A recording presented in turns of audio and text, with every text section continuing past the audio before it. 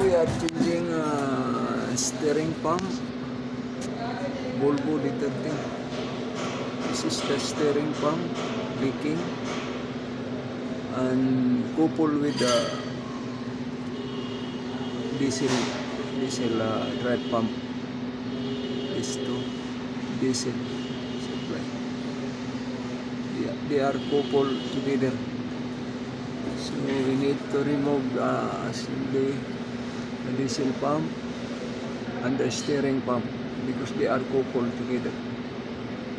So due to leakage, steering pump is okay, but there's leakage on the pump body assembly. So now we are going to change new one.